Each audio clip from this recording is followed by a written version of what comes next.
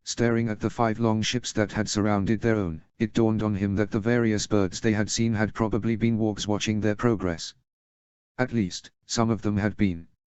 "Oh, Father, protect us, warrior, cover us with your shield, I beseech you," Margaery prayed quietly, clutching at Tyenn's hand and cradling her stomach. "Mother, maiden, grant us mercy, do not let the smith craft our defeat. Stranger, do not take us. Not yet." A form stood on the prow of the largest ship, wrapped so heavily in furs that their gender and features were impossible to make out. They lifted a sort of horn to their mouth, and the Southrons jumped in surprise when a voice, distorted by the horn and the wind, came out of it. "Halt! You are now in the sovereign waters of His Grace King Eddard Xix Stark, the King of the Winterlands." "Who goes, and for what purpose?"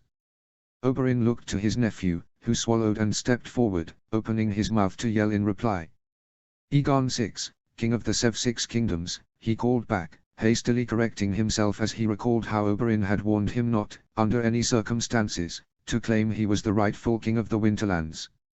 "I come with my wife, Queen Margaery, my mother Queen Mother Elia Targaryen of House Martell, my uncle Prince Oberyn of House Martell, and his daughters, Oberyn, Nymeria and Tyenn Sand of Dawn. We come to seek asylum from the Starks under the Oak Accords. My wife is with child and near to delivery." The figure turned and spoke to their crew, then returned their attention to the Southrons. "As you have claimed sanctuary under the Oak Accords and have a pregnant woman with you, your request is granted. We shall take you to the nearby harbor where an escort is awaiting your arrival. They will take you to Winterfell, to meet with His Grace, who will make the final decision of what to do with you. We will go now." With that, the person jumped off the prow onto the deck of their ship, and at a signal the ships surrounding them began to move. Hastily, the Spear's crew rushed about to get their own ship moving before they were crashed into or left behind, whichever came first. "What are the Oak Accords?" Tyenn wondered, looking at her father for an explanation. He cleared his throat, tugging his cloak closer around him for warmth. The north was the coldest place he had ever been, even colder than Braavos at the height of the last winter. They had not had the chance to grab suitable clothing before fleeing the Red Keep, and so none of them had warm enough attire.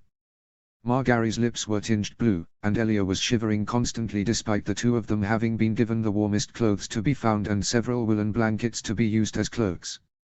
The Oak Accords were created 5 millennia ago, by Donald Stark 50th, he began, deftly keeping his balance as the ship surged forward through the waves.